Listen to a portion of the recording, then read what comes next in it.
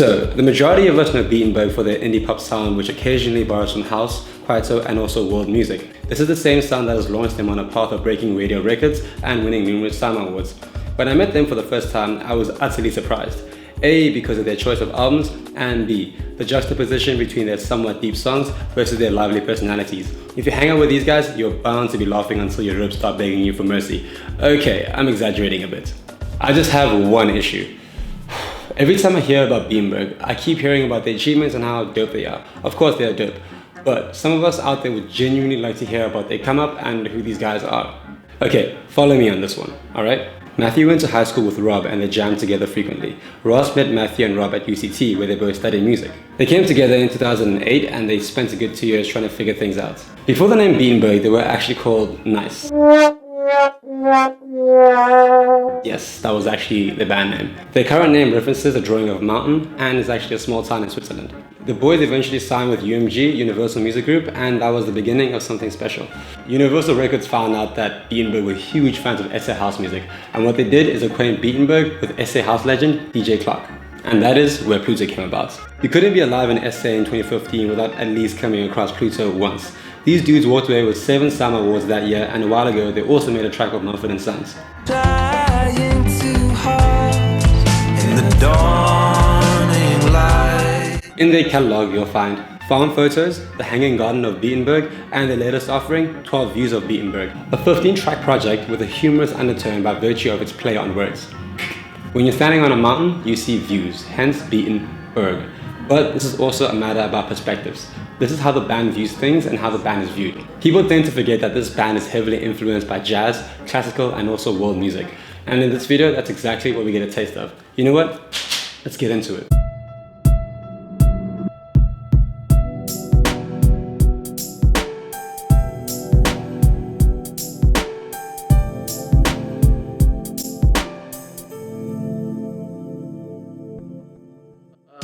Number 3 on the list of albums that have had a lot, that have meant a lot to me.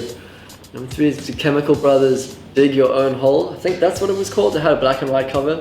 I was like 12 or 13. I just moved to Cape Town, and there was like this little CD shop around the corner. You remember CD shops? I went out and bought the CD just because I liked the cover and I knew the name, that it would be good somehow. And it was breakbeat and whatever, like when that genre was really pumping. And somehow it just like took over my mind and was sort of the beginning of my taste in electronic music, which is obviously diversified since then. I'm still obsessed with. Number 2 on that. Whoa, relax. Number 2 on that list would be, and I hate to say it because it's almost a bit of a cliche, which, do you know what I mean? It's weird to like navigate that space where something's a bit like played out, but Jay Dilla Changed My Life. Donuts. It's an easy pick and you have to listen to it from start to finish, and you can do so easily because it's like a drug in a way, and it's basically psychedelic music in a way. He's so far out, and also it's quite emotionally rich. Number 1, it's hard to pick and then it's also easy. The Complete Concert, Miles Davis, 1964. First was released as My Funny Valentine, or 4 and More. It was 2, and then they put it's one complete album, a live concert.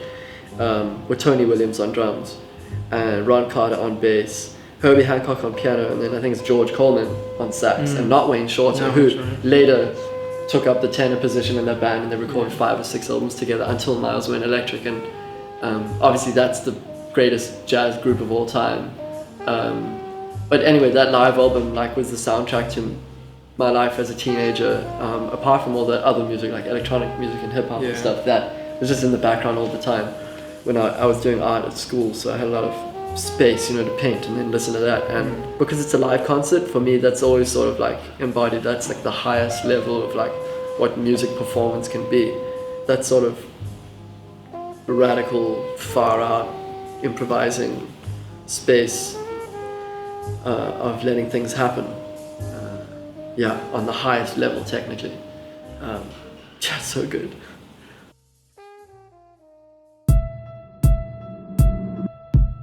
I think number 3 would be, it's an album called Standklang by Stockhausen, Karl-Heinz Stockhausen, and I think, for me, he as a composer and a figure has just always been completely fascinating. And I think his way of thinking about music has definitely had a big influence on me. Antonio, the syllables are like that, nicht po-e, sag einfach poi. Poi. Also pi, te, te, poi, da. So he comes from like a German tradition of classical composition, but in sort of post 1945, I guess avant-garde classical world, he's just really far out. And he's got this kind of universal perspective on what music means and what like vibration and sound is and how it affects you and how it can affect your body. And I kind of just appreciate his like sheer, I don't know what you would call it, but like determination and self-belief in what he's doing. Whenever he writes a piece, it's like that is like everything in his world is about that piece and what that piece means. And he believes in it so wholeheartedly. And he could like, the next piece he will do, he'll completely refute what he was saying in the previous work, you know, almost philosophically, and then go on to like another whole phase of things. And I kind of just really respect that kind of determination and commitment to your ideas at the time that you are engaging with them.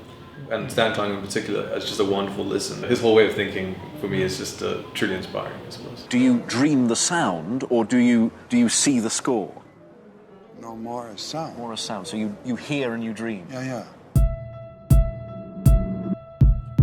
So I think it'll be Bobby McFerrin's Medicine Man, and it's I think it was 1990 or 1991, the album, and I remember that cover really clearly. It's also, I think it was made in the year that I was born, which is 1990. I don't enjoy all Bobby McFerrin's albums, but that's a particular period where it was kind of, you know, like he did Don't Worry Be Happy, right? So that was this huge song. It's like after that, and it's just this beautiful album that like feels very joyful, and I think the whole sound of the album, like the reverbs and like all the different songs are quite different. Like the arrangements are all quite different. Some of them feel quite improvisational. Some of them are like quite like spiritual and choral, which I really love. And it's just the whole energy of that album has always had like a kind of a long-term effect on me. So whenever I go back to it, it's quite an emotional thing, but also quite like a joyous album for me.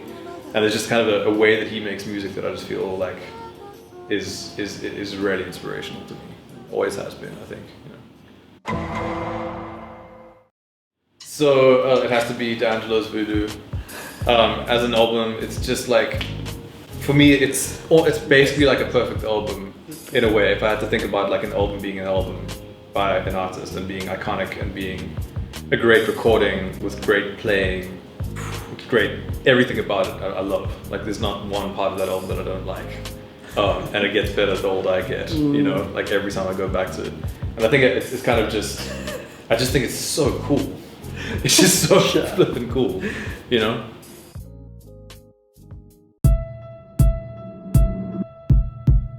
Okay, so number 3 is, like Rob was saying, like one of his albums, he was talking about it being something that like a lot of people are into, so it feels a bit like weird to put in, but I think it was such a thing for me that I will put it in. It's Kind of Blue, which is you know, mega famous jazz album. I think it's 1959, I think that's what it was from. And I remember going to Weinberg Library, which is where I used to get music. I used to go and like browse through the CD collection and like took this out and came home, and it was just when I was getting into jazz when I was about 15 or 16 or something. And yeah, it was just like a very like completely magical stuff. It was just because I've always loved harmony a lot, and like I think about music in terms of harmony and like the harmony, like Bill Evans' piano playing, and just the whole mood of it was like, I generally also like kind of things that aren't too aggressive often, or at least at that time in my life.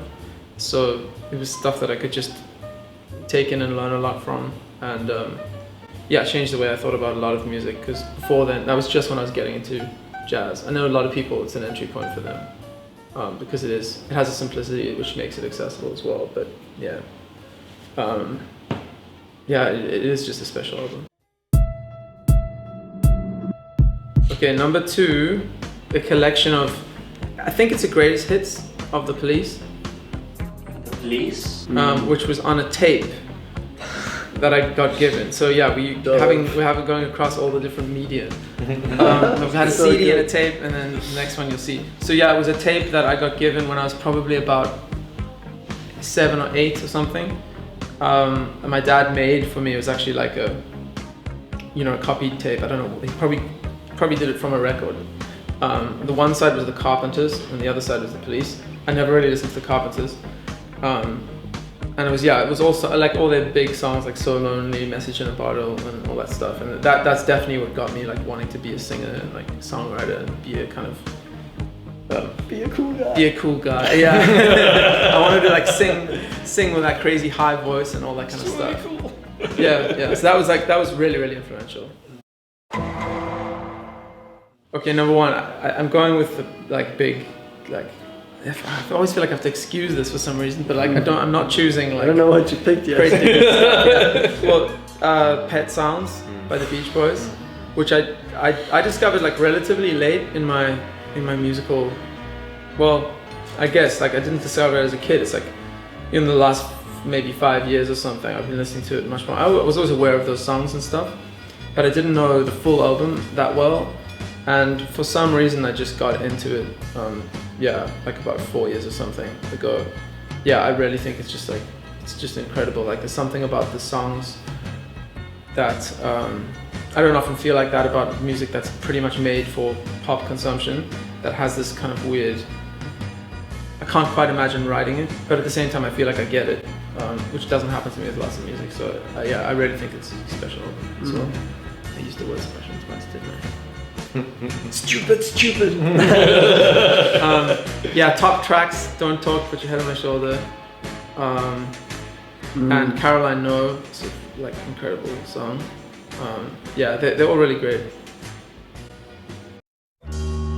I can hear so much in your sighs, and I can see so much in your eyes. I remember when we were shooting Beatenberg, and in the background I was making all these facial expressions and all these sounds, mainly because I was so surprised about the album choices. Yo, let me know which other artists you'd love to see on the show, and I mean, if they're down, we'll make it happen. So far we've had Ford Levine and we've had Tor Rixon. So on our previous videos, you can go check that out. You're welcome to go check out what happens behind the scenes on our social media below. Well, not below, but like, you'll find it in the description below. But yeah, thank you so much for watching, thank you so much for the support, and peace. Bitches.